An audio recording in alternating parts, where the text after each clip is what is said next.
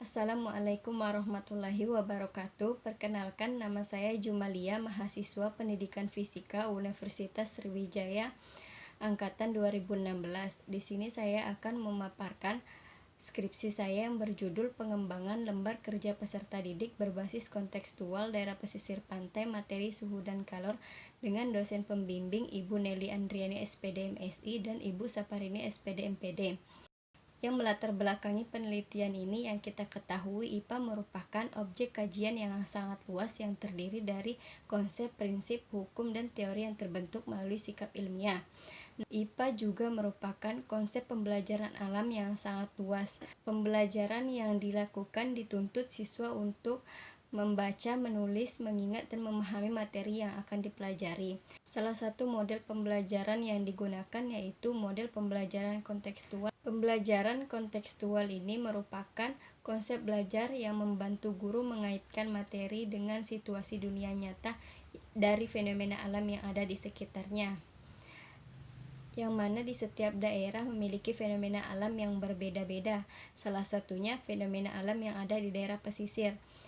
Daerah pesisir merupakan daerah peralihan antara ekosistem darat dan lautan, yang artinya proses pembelajaran dengan pendekatan kontekstual daerah pesisir lebih menekankan kepada keterlibatan siswa untuk memahami materi yang diajarkan dengan memanfaatkan sumber daya alam yang ada di sekitarnya. Selanjutnya, rumusan masalah. Dalam penelitian ini, rumusan masalahnya yaitu bagaimana mengembangkan lembar kerja peserta didik berbasis kontekstual daerah pesisir pantai, materi suhu dan kalor yang valid. Dan yang kedua, bagaimana mengembangkan lembar kerja peserta didik berbasis kontekstual daerah pesisir pantai, materi suhu dan kalor yang praktis. Selanjutnya, batasan masalah. Dalam penelitian pengembangan lembar kerja peserta didik berbasis kontekstual daerah pesisir pantai hanya untuk materi suhu dan kalor, dan peneliti hanya menguji kelayakan dari bahan ajar dilihat dari tingkat kevalidan dan kepraktisan lembar kerja peserta didik atau LKPD. Selanjutnya, tujuan penelitian. Yang pertama, mengembangkan lembar kerja peserta didik berbasis kontekstual daerah pesisir pantai, materi suhu dan kalor yang valid. Yang kedua, mengembangkan lembar kerja peserta didik berbasis kontekstual daerah pesisir pantai, materi suhu dan kalor yang praktis. Selanjutnya, manfaat penelitian. Bagi peneliti sebagai penambahan pengetahuan, bagi pendidik sebagai referensi dalam pembelajaran, bagi peserta didik sebagai sumber pembelajaran, dan bagi peneliti lain sebagai referensi dalam mengembangkan lembar kerja peserta didik. Selanjutnya, tinjauan pustaka. Bahan ajar merupakan salah satu bagian penting dalam proses pembelajaran, karena bahan ajar merupakan alat bantu dalam kegiatan pembelajaran. Lembar kerja peserta didik atau LKPD merupakan bahan ajar yang ditulis untuk mempermudah interaksi antara guru dan peserta didik dalam proses pembelajaran. Selanjutnya, pendekatan kontekstual merupakan pendekatan yang melibatkan peserta didik dalam mengaitkan pembelajaran konteks akademis dengan konteks alam yang ada di sekitarnya. Selanjutnya, kompetensi dasar suhu dan kalor. Di sini dilakukan analisis materi suhu dan kalor dengan diterapkan ke pendekatan kontekstual daerah pesisir yang terlihat pada tabel 2.1.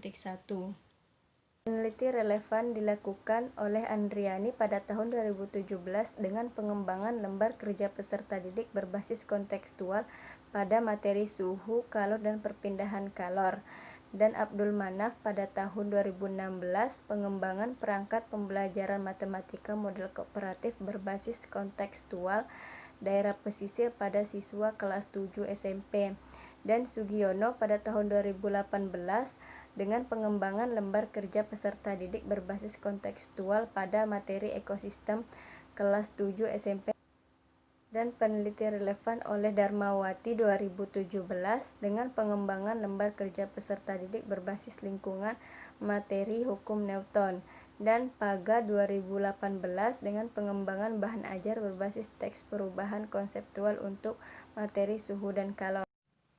Selanjutnya, metode penelitian. Dalam peneliti ini menggunakan metode pengembangan atau development research dengan model pengembangan, yaitu model pengembangan Rountree yang terdiri dari 3 tahap, yaitu tahap perencanaan, pengembangan, dan tahap evaluasi. Nah, pada peneliti ini menggunakan tahap evaluasi formative Tesmer yang akan menghasilkan lembar kerja peserta didik atau LKPD. Selanjutnya, prosedur penelitian. Nah, dilihat bahwa pada prosedur penelitian terdiri dari 3 tahap. Yang pertama, tahap perencanaan, tahap pengembangan, dan tahap evaluasi.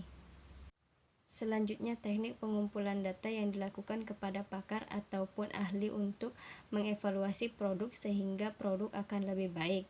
Nah, validasi ahli ini berupa validasi isi, kontekstual, bahasa, dan desain.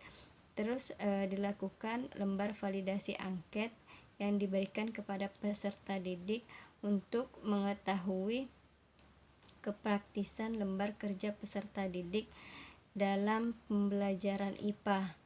Dilakukan saat one-to-one evaluasi dan small group evaluasi. Selanjutnya, teknik analisis data. Hasil yang diperoleh dianalisis secara deskriptif untuk bertujuan mengukur tingkat kevalidan LKPD dengan menggunakan lembar validasi dari validator yang berupa tanggapan atau saran dalam bentuk checklist dengan 4 kategori. Nah, hasil lembar validasi dari validator disajikan dalam bentuk tabel, kemudian dicari skor rata-ratanya dengan menggunakan rumus. Nah, setelah didapat hasil validasi ahli yang diperoleh, kemudian disesuaikan dengan beberapa kategori. Selanjutnya, hasil data angket yang diberikan kepada peserta didik. Analisis ini bertujuan untuk menyempurnakan atau merevisi LKPD berdasarkan tanggapan peserta didik. Lembar angket yang digunakan yakni berupa tanggapan atau saran serta bentuk checklist dengan 4 kategori. Nah, hasil data angket disajikan dalam bentuk tabel, kemudian dihitung skor total rata-rata dengan menggunakan rumus. Setelah diperoleh rata skornya, kemudian disesuaikan dengan beberapa kategori. Selanjutnya, hasil dan pembahasan. Dalam penelitian ini dilakukan 3 tahap. Yang pertama, tahap perencanaan, yaitu dengan menganalisis kebutuhan dan merumuskan tujuan pembelajaran. Yang kedua, tahap pengembangan. Di sini dilakukan dengan mengembangkan topik, kemudian menyusun draft dan memproduksi prototipe. Ketiga, tahap evaluasi, lalu dilakukan self-evaluasi, expert review, one-to-one evaluasi, dan small group evaluasi. Selanjutnya, hasil penilaian expert review. Pada tahap ini bertujuan untuk mengetahui kevalidan dari LKPD yang telah dibuat. Nah, dilakukan validasi dengan melibatkan beberapa ahli yang terdiri dari isi, kontekstual, bahasa, dan desain. Dari data didapat masing-masing rata skor untuk aspek isi, kontekstual, bahasa, dan desain. Nah, untuk mengetahui kategori dari masing-masing nilai tersebut harus disesuaikan dengan tabel 3.6, yaitu tabel kategori nilai validasi. Selanjutnya, hasil validasi aspek isi terhadap LKPD, rata skornya sebesar 38,67 dengan kategori sangat valid.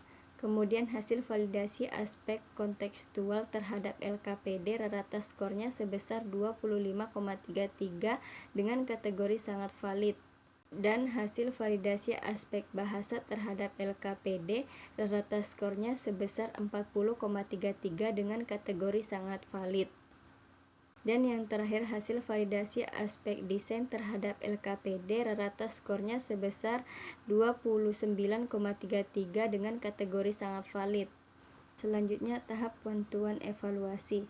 Pada tahap ini dilakukan untuk mengetahui tingkat kepraktisan LKPD yang dikembangkan dan diuji coba kepada 3 orang peserta didik dengan memberikan lembar angket yang diisi oleh peserta didik. Dari data menunjukkan bahwa rata skor penilaian angket tanggapan peserta didik terhadap LKPD sebesar 46,33. Jika disesuaikan dengan tabel 3.8, tabel kategori nilai praktis, maka rata penilaian angketnya dilihat pada tabel berikut. Selanjutnya, ini adalah hasil penilaian angket tahap one-to-one evaluasi. dengan rata skornya sebesar 46,33 dengan kategori sangat praktis. Selanjutnya tahap small group evaluasi. Nah, pada tahap ini merupakan tahap akhir dalam tahap evaluasi pengembangan.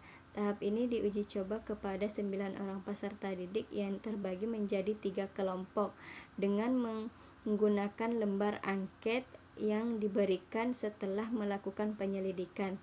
Dilihat pada tabel menunjukkan bahwa rata penilaian angket tanggapan peserta didik terhadap LKPD sebesar 43,11.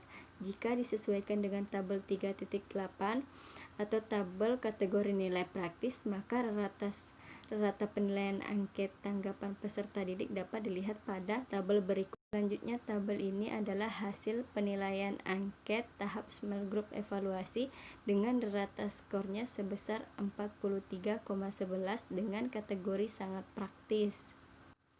Selanjutnya, kesimpulan. Berdasarkan hasil penelitian pengembangan lembar kerja peserta didik berbasis kontekstual daerah pesisir pantai, materi suhu dan kalor, bahwa LKPD berbasis kontekstual daerah pesisir pantai, materi suhu dan kalor di SMP yang telah dikembangkan dinyatakan sangat valid dengan rata expo review yang diperoleh sebesar 38,67 untuk aspek isi, 25,33 untuk aspek kontekstual, 40,33 untuk aspek bahasa, dan 29,33 untuk aspek desain. Dan LKPD berbasis kontekstual daerah pesisir pantai, materi suhu dan kalor ini telah dikembangkan dinyatakan sangat praktis pada tahap penentuan evaluasi. Nah, pada tahap evaluasi diperoleh rata hasil tanggapan peserta didik terhadap penggunaan LKPD yaitu sebesar 46,33 dengan kategori sangat praktis, dan tahap small group evaluasi rata skornya sebesar 43,11 dengan kategori sangat praktis. Selanjutnya, saran. Dalam penelitian ini perlu dilakukan penelitian lanjut terhadap LKPD berbasis kontekstual daerah pesisir pantai, materi suhu dan kalor pada tahap field test untuk mengukur hasil belajar siswa atau mengetahui keefektivitas dari LKPD ini. Nah, sebelum menggunakan LKPD ini sebaiknya dilengkapi dengan instrumen untuk mengukur aktivitas guru dan proses belajar peserta didik selama implementasi LKPD dalam uji coba kelompok besar. Perlu pengembangan LKPD dengan berbasis kontekstual dan materi yang berbeda untuk di daerah pesisir agar memudahkan peserta didik dalam memahami materi. Mungkin sampai sini pemaparan skripsi saya akhiri. Wassalamualaikum warahmatullahi wabarakatuh.